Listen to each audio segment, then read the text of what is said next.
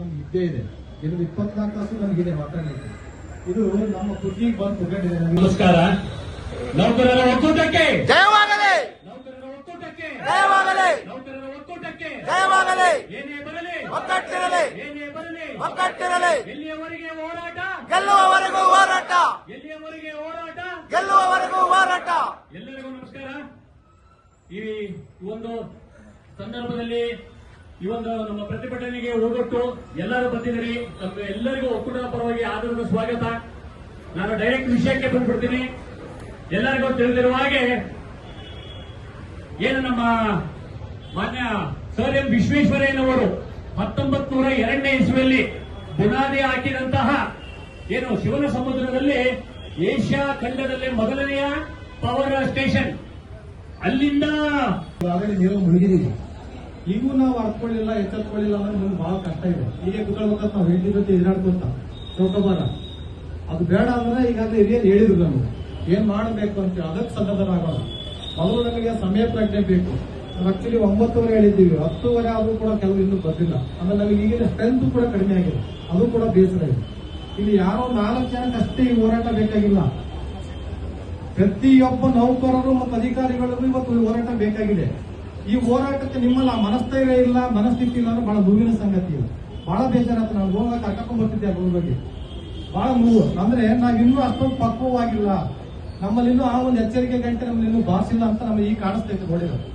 ಯಾಕೆಂದ್ರೆ ನಮಗಿನ್ನೂ ಆ ಎಚ್ಚರಿಕೆ ಮೂಡಿಲ್ಲ ಅಂದ್ರೆ ನಾವು ಈ ಒಂದು ನಿರ್ಲಕ್ಷ್ಯದಿಂದನೇ ಇವತ್ತು ನಾವು ಈ ಪರಿಸ್ಥಿತಿ ಬಂದು ಕುತ್ಕೊಂಡಿದ್ದೀವಿ. ಇನ್ನು ಏನ್ ಮಾಡ್ಬೇಕು ಹೇಳಿ? ಇನ್ನು ಮನೆಗೆ ಬಂದು ನಾವು ಅಲ್ಲೇ ನಿಮ್ಗೆ ಎಚ್ಚರಿಕೆ ಗಂಟೆ ಬಾರಿಸಬೇಕಾದಂತ ಪರಿಸ್ಥಿತಿಯನ್ನು ಕೂಡ ತರ್ತಾರೆ ಗೊತ್ತಿಲ್ಲ. ಕೂಡ ಒಕ್ಕೂಟದವರಾದ್ರೆ ಅವ್ರು ಮಾಡ್ಕೊತಾರೆ, ಅಧಿಕಾರಿಗಳದಾರ ಅವ್ರು ಮಾಡ್ಕೊತಾರೆ. ನಮ್ಮ ಮನಸ್ಥಿತಿಯಲ್ಲಿ ಇದೆಯಲ್ಲ ಅಂತ ಕಾಣಿಸ್ತಿದೆ. ಖಂಡಿತವಾಗ್ಲೂ ಎಲ್ಲರಿಗೂ ಪರಿಸ್ಥಿತಿ ಬಹಳ ಕಠಿಣ ಇದೆ. ಇವತ್ತು ನಾವು ಇನ್ನೊಂದು ಇಲಾಖೆ ಸೇರ್ಕೊಳ್ಳೋ ಪರಿಸ್ಥಿತಿ ಇಲ್ಲ. ಸೇರ್ಕೊಂಡ್ಬೇಕು, ಯಾವ ರೈಸ್ ಮಿಲ್ನಾಗ ವಾಚ್ಮನ್ ಆಗ್ಬೇಕು, ಯಾವ್ದೋ ಫಿಲಂ ಥಿಯೇಟರ್ನಾಗ ವಾಚ್ಮನ್ ಆಗ್ಬೇಕು. ಇದು ಬಿಟ್ಟು ಬೇರೆ ನೌಕರಿ ಸಿಗಲ್ಲ ನಮಗೆ.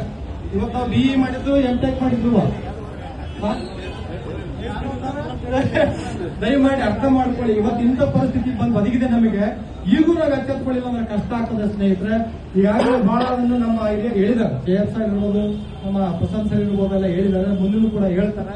ನಮ್ಮ ಹೋರಾಟ ಇಲ್ಲಿ ನಿಲ್ಲಲ್ಲ, ಈಗ ಪ್ರಾರಂಭವಾಗಿದೆ.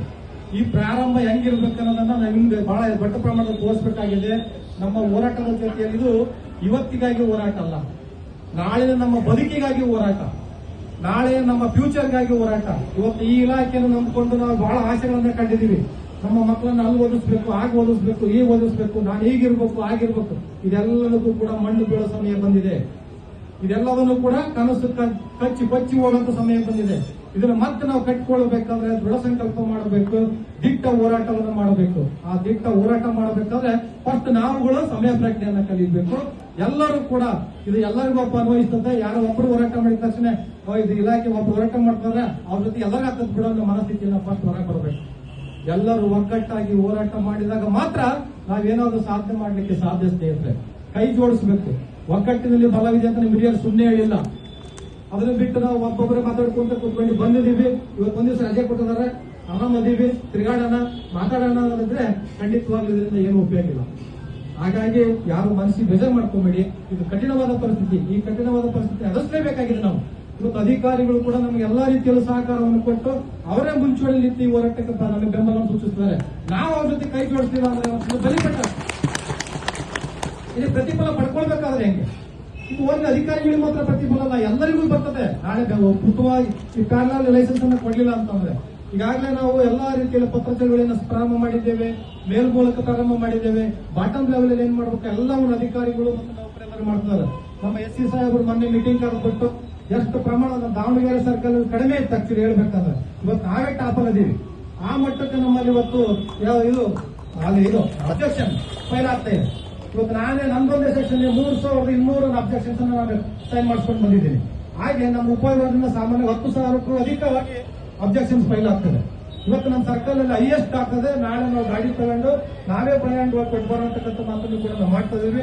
ದಯಮಾಡಿ ಎಲ್ಲೆಲ್ಲಿ ನಾವು ಅಬ್ಜೆಕ್ಷನ್ ಫೈಲ್ ಮಾಡ್ಕೊಂಡು ಸೈನ್ ಮಾಡಿಸ್ಕೊಂಡು ಬಂದಿದ್ದೀರಿ ಅವೆಲ್ಲವನ್ನು ಕೂಡ ಇವತ್ತು ಸಂಜೆ ನನಗೆ ಮುಗಿಸುವಂತ ವ್ಯವಸ್ಥೆ ಮಾಡಿ ನಾವನ್ನ ನಾಳೆ ಖುದ್ದಾಗಿ ಹೋಗಿ KRC ಕಚೇರಿಗೆ ಮುಗಿಸ್ಬರ್ತ ವ್ಯವಸ್ಥೆಯನ್ನು ನಾವೆಲ್ಲರೂ ಮಾಡ್ತೇವೆ. ದಯಮಾಡಿ ಸ್ನೇಹಿತರೆ ಅರ್ಥ ಮಾಡ್ಕೊಳ್ಳಿ. ಪರಿಸ್ಥಿತಿ ಬಹಳ ಕಷ್ಟ ಇದೆ. ಸಂಘದವರೇ ಅವ್ರು ಮಾಡ್ತಾರೆ ಬಿಡು, ಅವ್ರ ಕೆಲಸ ಅವ್ರು ಗೆಲ್ಸಿದೀವಿ. ದಯಮಾಡಿ ಅಂತ ಮನಸ್ಥಿತಿಗೆ ಯಾರು ಬರಬೇಡಿ. ಎಲ್ಲರೂ ಕೂಡ ಕೈ ಜೋಡಿಸಿ ಕೆಲಸ ಮಾಡಿದ್ರೆ, ಹೋರಾಟ ಮಾಡಿದ್ರೆ ಯಶಸ್ಸು ಕಟ್ಟಿಟ್ಟ ಬುತ್ತಿ. ಅದನ್ನ ಬಿಟ್ಟು ಯಾರ್ದ ಮೇಲೆ ಹಾಕಿ ನಾನು ಆರಾಮ ತಿರುಗಾಡ್ತೀನಿ ಅಂದ್ರೆ ನಾನು ಮತ್ತೆ ನಾಳೆ ಬೀದಿಯ ತಿರುಗಾಡೋ ಪರಿಸ್ಥಿತಿ ಬಂದೇ ಬರ್ತದೆ. ಇದು ಎಚ್ಚರಿಕೆ ಅಂತ ಹೇಳ್ತಕ್ಕಂಥ ಮಾತ್ರ ನಾನು ಹೇಳಲಿಕ್ಕೆ ಇಷ್ಟಪಡ್ತೀನಿ. ದಯಮಾಡಿ ಎಚ್ಚೆತ್ಕೊಂಡು ಹೋರಾಟದಲ್ಲಿ ಭಾಗಿಯಾಗಿ ಮುಂದೆ ಸಂಘ ಯಾವುದೇ ರೀತಿಯಲ್ಲಿ ಕರೆ ಕೊಟ್ಟರು ಅದಕ್ಕೆ ನೀವು ಸನ್ನದ್ಧರಾಗಿ ಅಂತ ಹೇಳ್ತಾ ನನಗೆ ಮಾತಾಡ್ಲಿಕ್ಕೆ ಅವಕಾಶ. ನ್ಯಾಯಕ್ಕಾಗಿ ಹೋರಾಟ, ನ್ಯಾಯಕ್ಕಾಗಿ ಹೋರಾಟ, ಗೆಲ್ಲುವವರೆಗೂ ಹೋರಾಟ, ನ್ಯಾಯ ಬೇಕು. ಜಯವಾಗಲಿ, ಜಯವಾಗಲಿ.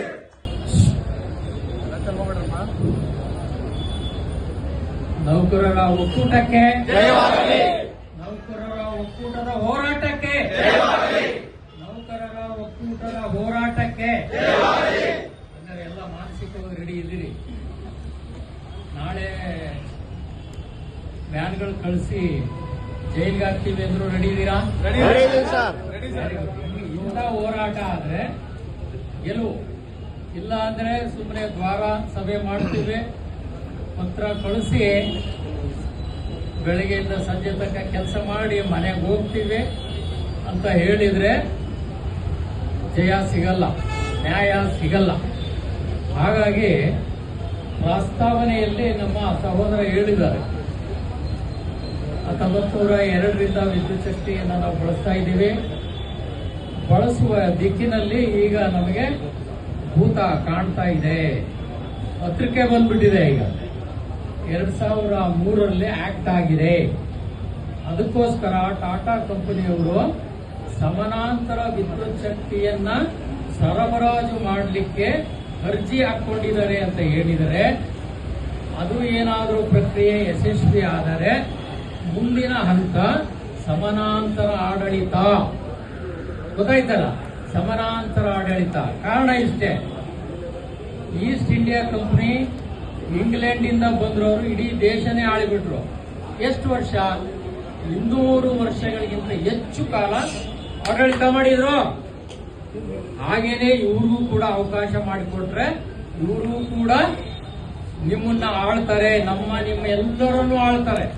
ಹಾಗಾಗಿ ನಾವು ಇವತ್ತು ಗ್ರಾಹಕರಿಂದ, ರೈತರಿಂದ, ನೌಕರರು, ಸಣ್ಣ ಸಣ್ಣ ಗುತ್ತಿಗೆದಾರರು ಇವರೆಲ್ಲರಿಗೂ ಕೂಡ, ಇವರೆಲ್ಲರೂ ಬಹುಸಂಖ್ಯಾತರು. 100ಕ್ಕೆ 9% ಬಹುಸಂಖ್ಯಾತರಿಗೆ ಅನ್ಯಾಯ ಆಗುತ್ತೆ. ಹೌದು, ನಮ್ಮ ಕಂಪನಿ ಆಕ್ಟ್ ಅಲ್ಲಿ ವ್ಯಾಪಾರ ಅನ್ನೋದು ಅದರ ಉದ್ದೇಶ, ಕಂಪನಿಯ ಉದ್ದೇಶ, ಕಾರ್ಪೊರೇಟಿನ ಉದ್ದೇಶ ಏನು? ವ್ಯಾಪಾರ. ವ್ಯಾಪಾರ ಅಂದ್ರೆ ಸರ್ಕಾರದ ವ್ಯಾಪಾರ, ಇದು ಖಾಸಗಿ ವ್ಯಾಪಾರ ಅಲ್ಲ. ಸರ್ಕಾರದ ವ್ಯಾಪಾರ ಹೇಗಿರ್ಬೇಕು ಅಂದ್ರೆ ನಷ್ಟ ಬಂದ್ರೂ ಒತ್ಕೋಬೇಕು, ಲಾಭ ಬಂದ್ರೂ ಕೂಡ ಒತ್ಕೋಬೇಕು. No loss no gain. ಈ ಮಾದರಿಯಲ್ಲಿ ವಿದ್ಯುತ್ ಶಕ್ತಿಯನ್ನ ಗ್ರಾಹಕರಿಗೆ, ನಮ್ಮ 7 ಕೋಟಿ ಜನರಿಗೆ ನಾವು ಹಂಚಿಕೆ ಮಾಡಬೇಕು, ಸೇವೆ ಮಾಡಬೇಕು ಅನ್ನೋ ಉದ್ದೇಶ ಇಟ್ಕೊಂಡಿದ್ದೀವಿ. ಆದರೆ ಇವತ್ತು ಸಮಾನಾಂತರ ವಿದ್ಯುತ್ ಶಕ್ತಿಯ ಸರಬರಾಜಿನ ನೆಪದಲ್ಲಿ ನಾವು ನಮ್ಮ ಹಕ್ಕುಗಳನ್ನ ಕಳ್ಕೊಳ್ತೀವಿ. ಹಕ್ಕುಗಳ ಜೊತೆಗೆ ಬರ್ತಾ ಸ್ವಾತಂತ್ರ್ಯವನ್ನು ಕಳ್ಕೊಳ್ತೀವಿ.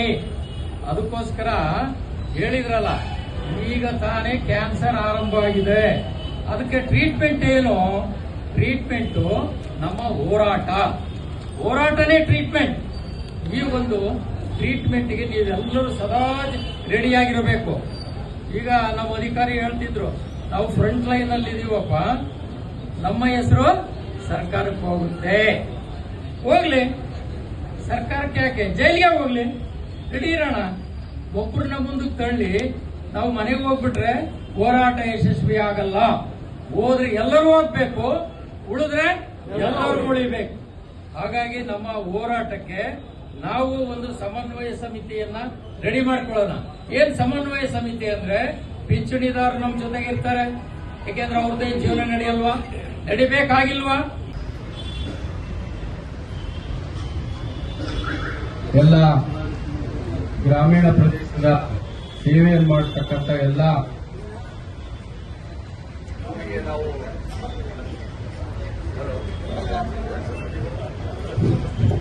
ಇವ್ರಿಗೆ ನಾವು ಯಾವುದೇ ಸರ್ಕಾರಗಳು 127 ವರ್ಷಗಳಿಂದ ನಡೆದು ಬಂದಿರತಕ್ಕಂಥ ಸಂಸ್ಥೆ 127 ವರ್ಷಗಳಿಂದ ನಡೆದು ಬಂದಿರತಕ್ಕಂಥ ಸಂಸ್ಥೆ ಇದು. ಶುರುವಾದಂತಹ ನಮ್ಮ ಸಂಸ್ಥೆ ಇವತ್ತು ಹೆಮ್ಮರವಾಗಿ ಕರ್ನಾಟಕ ರಾಜ್ಯಾದ್ಯಂತ ವಿವಿಧ ಟ್ರಾನ್ಸ್ಮಿಷನ್, ಜನರೇಷನ್ ಮತ್ತು ಡಿಸ್ಟ್ರಿಬ್ಯೂಷನ್ ನಲ್ಲಿ ಅಗಾಧವಾಗಿ ಬೆಳೆದು ನಿಂತಿದೆ. ವಿಶ್ವೇಶ್ವರಯ್ಯನವರು ಒಂದು ಸ್ಲೋಗನ್ ಹೇಳಿದ್ದಾರೆ, ಒಂದು ಸೂಚನೆ, ಒಂದು ಪೀಠಿಗೆ ದೇವೋದ್ದೇಶ ಕೊಟ್ಟಿದ್ದಾರೆ. ಯಾವುದೇ ಒಂದು ಅಭಿವೃದ್ಧಿ ಕೆಲಸ ವ್ಯಾಪಾರೀಕರಣ ಆಗಬಾರದು, ಅದು ಸಾರ್ವಜನಿಕರಿಗೆ ಒಂದು ಎಟಕುವ ಬೆಲೆಯಲ್ಲಿ ಸಿಗಬೇಕು. ಕೊನೆ ತನಕ ಅದು ಸರ್ಕಾರಿ ಸ್ವಾಮ್ಯದ ಕಂಪನಿಯಾಗಿ ಇರಬೇಕು.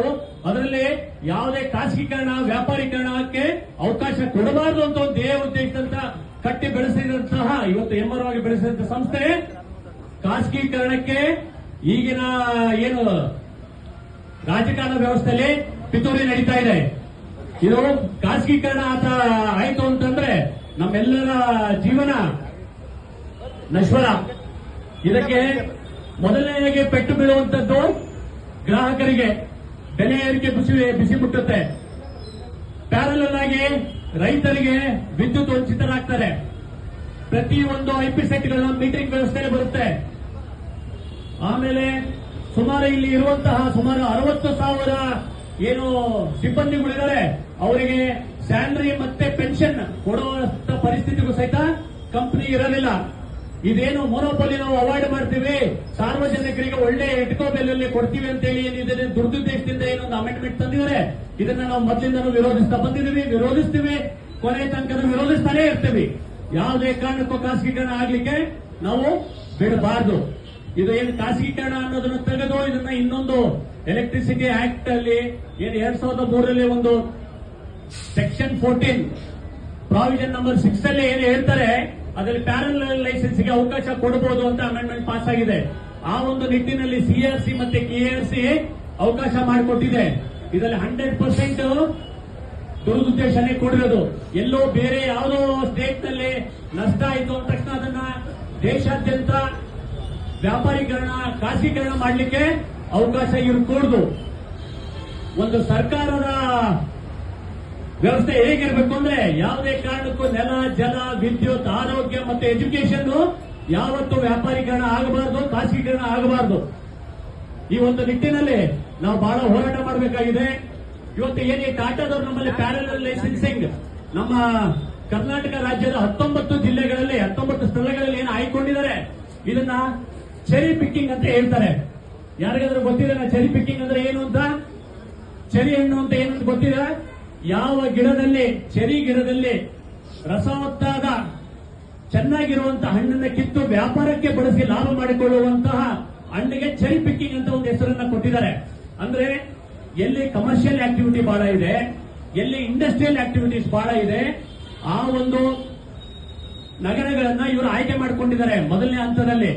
ಇದು ಹಂತವಾಗಿ ನಾವು ಬಿಟ್ರೆ ಈಗ ನಮಗೆ 1-2 ಹಂತದಲ್ಲಿ ಕ್ಯಾನ್ಸರ್ ಹೇಗೆ ಗೊತ್ತಾಗಲ್ವೋ, 4ನೇ ಹಂತ ಬಂದಾಗ ನಮಗೇನಾಗುತ್ತೆ, ನಾವೇನು ಮಾಡಕ್ಕಾಗಲ್ಲ, 3 ತಿಂಗಳು 6 ತಿಂಗಳು ಅಂತ ಹೇಳುವಂತ ಪರಿಸ್ಥಿತಿ ಬರುತ್ತೆ. ನಾವಿವತ್ತು ಯಾವುದೇ ಕಾರಣ ಇವತ್ತು ಒಂದು ಹೆಜ್ಜೆ ಅವ್ರನ್ನ ಒಳಗೆ ಬಿಡಕ್ಕೆ ಬಿಟ್ವಿ ಅಂದ್ರೆ ನಮಗೆ ಮರಣ ಶಾಸನ ಆಗುತ್ತೆ. ಸೊ ಎಲ್ಲರಲ್ಲೂ ಅದೇ ಎಲೆಕ್ಟ್ರಿಸಿಟಿ ಆಕ್ಟ್ ಏನ್ ಹೇಳುತ್ತೆ ಅಂದ್ರೆ, ಆಯ್ತು ಪ್ಯಾರಲಲ್ ಲೈಸೆನ್ಸ್ಗೆ ಅವಕಾಶ ಕೊಡಬೇಕು ಅಂತ ಇದೆ. ಅದೇ ಸೆಕ್ಷನ್ 41, 47, 60 ಮತ್ತೆ 14, 41ರಲ್ಲಿ ಏನಿರುತ್ತೆ ಅಂದ್ರೆ, ಯಾವುದೇ ಒಂದು ಸಂಸ್ಥೆ ಖಾಸಗೀಕರಣಕ್ಕೆ ಬರಬೇಕು ಅಂದ್ರೆ ಅವರು ವ್ಯವಸ್ಥಿತವಾದ ಒಂದು ವಿದ್ಯುತ್ ಜಾಲ ಇರಬೇಕು, ವ್ಯವಸ್ಥಿತವಾಗಿ ವಿದ್ಯುತ್ ಉತ್ಪಾದನೆ ಇರಬೇಕು, ಎಸ್ಟಾಬ್ಲಿಷ್ಡ್ ನೆಟ್ವರ್ಕ್ ಇರಬೇಕು ಅಂತ ಇದೆ. ಆದ್ರೆ ಈಗ ಅವ್ರು ಏನ್ ಮಾಡ್ತಾ ಇದ್ದಾರೆ, ನಮ್ಮ ಏನು 100 ವರ್ಷಗಳಿಂದ ಇವತ್ತಿಗೆ 124 ವರ್ಷ ಒಂದು ಟವರ್ ಇಂದ, ಒಂದು ಜನರೇಷನ್ ಇಂದ ಹಿಡಿದು ಇವತ್ತು ಸಾವಿರಾರು ಕಂಬಗಳು, ಟವರ್ಗಳು ನಾವು ಹಾಕಿದಂತಹ ಎಸ್ಟಾಬ್ಲಿಷ್ ಆದಂತಹ ನೆಟ್ವರ್ಕ್ ನ ಅವರು ಆರಾಮಾಗಿ ಬಂದು ಏನು ನಾವು ಕಟ್ಟಿದಂತ ಮನೆಯಲ್ಲಿ ವಾಸ ಮಾಡಿ ನಮ್ಮನ್ನು ಹೊರಗದಪ್ಪಿ ವ್ಯಾಪಾರೀಕರಣಕ್ಕೆ ಇಳಿತಾ ಇದ್ದಾರೆ. ಈ ಒಂದು ದುರಾಡಳಿತವನ್ನು ನಾವು ಕೊನೆಗಳಿಸಬೇಕು. ನಾವು ಆರ್ ನೆವರ್. ಈ ಸ್ಲೋಗನ್ ನೀವು ಕೇಳಬೇಕು. ಈಗ ವಿಪರೀತಕ್ಕೆ ಬಂದಿದೆ. ನಾವು or never do or die ಪರಿಸ್ಥಿತಿ ಬಂದಿದೆ. ನಮ್ಮ ಕೂಗು ಎಲ್ಲಿವರೆಗೆ ಮುಟ್ಟಬೇಕು ಅಂತಂದ್ರೆ ಜಿಲ್ಲಾಧಿಕಾರಿಗಳ ಮೂಲಕ, ತಹಶೀಲ್ದಾರ್ಗಳ ಮೂಲಕ, ಎಲ್ಲ ಸಾರ್ವಜನಿಕ ಪ್ರತಿಗಳ ಮೂಲಕ, ಕೆಆರ್ಸಿ, ಸಿಆರ್ಸಿ ಅಲ್ಲದೆ ಸೆಂಟ್ರಲ್ ಗವರ್ಮೆಂಟ್ ವರೆಗೂ ಮುಟ್ಟಲೇಬೇಕು. ಈ ಒಂದು ಕಾಯ್ದೆಯನ್ನ ಪ್ಯಾನಲೈಸೇಷನ್ಸ್ ಅನ್ನ ನಾವು ಕಂಪಲ್ಸರಿಯಾಗಿ ಎಲ್ಲರೂ ವಿರೋಧಿಸೋಣ. ಹಾಗೆ ಇನ್ನೂ ಅನೇಕರು ಮಾತಾಡೋರು ಇದ್ದಾರೆ. ಇಲ್ಲಿಗೆ ಪೀಠಿಕೆಯ ಭಾಷಣವನ್ನು ನಾನು ಮುಗಿಸ್ತಾ ಇದ್ದೀನಿ. ಎಲ್ಲರಿಗೂ ಧನ್ಯವಾದಗಳು. ಈಗ 2006 125 ವರ್ಷ ಅದರ ಸುದ್ದಿ ಯಾರು ಹೋಗಿದ್ದಿಲ್ಲ. ಈಗ ಶ್ರೀಮಂತರು ಬರೀ ನಮಗೆ ವರಿ ಆಗ್ಬಿಟ್ಟತಿ, ಶ್ರೀಮಂತರು ಬರೀ ನಮಗೆ ವರಿ ಆಗ್ಬಿಟ್ಟತಿ, ನಮ್ ಸೊಂಟ ಹೋಗೈತಿ, ನಮ್ ಕಾಲು ಹೋಗೈತಿ, ತಲೆ ಹೋಗೈತಿ ಅಂತ ಕರಿತಿರಲ್ಲ. ಆಚೆ ಆಗಲ್ಲ ನಿಮ್ಗೆ? ಮಾನ ಮರ್ಯಾದೆ ಇಲ್ಲ ಅಂದ್ರೆ ನಿಮ್ಗೆ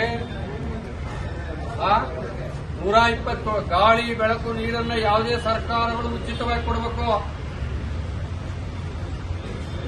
ಬೇರೆ ದೇಶದವ್ರನ್ನೆಲ್ಲ ಹಂಚಿಕೆನ ಕೂತೀರಿ. ಇಲ್ಲಿ 147 ಕೋಟಿ ಜನರ ಬದುಕಿಗೆ ಏನು ಬೆಳಕಿಗೆ ಬೇಕಾಗಿರ್ತಕ್ಕಂಥ ಸಂಸ್ಥೆಗಳನ್ನು ನೀವು ಖಾಸಗೀಕರಣ ಮಾಡಕ್ ಹೊರಟಿದಿರಲ್ಲ. ಪ್ರಧಾನಮಂತ್ರಿ ಕುರ್ಚಿನ, ಮುಖ್ಯಮಂತ್ರಿ ಕುರ್ಚಿನ ಯಾಕೆ ಖಾಸಗೀಕರಣ ಮಾಡಬಾರದು?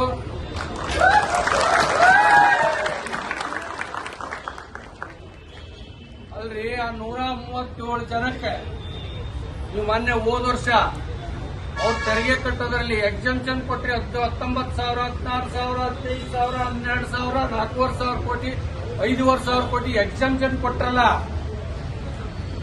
ಅವ್ರು ಯಾರು ಶ್ರೀಮಂತರು ಬಂದು ಸರ್ಕಾರಿ ರಿಸರ್ವ್ ಬ್ಯಾಂಕ್ನಾಗ ಏನಾದ್ರು ದುಡ್ಡಿಟ್ಟಂತ್ರ ನಿಮ್ಗೆ? ಹೆಚ್ಚಿನ ವಿಡಿಯೋಗಳಿಗೆ ಪ್ರತಿಧ್ವನಿ ಯೂಟ್ಯೂಬ್ ಚಾನೆಲ್ ಸಬ್ಸ್ಕ್ರೈಬ್ ಮಾಡಿ, ಬೆಲ್ ಐಕಾನ್ ಕ್ಲಿಕ್ ಮಾಡಿ.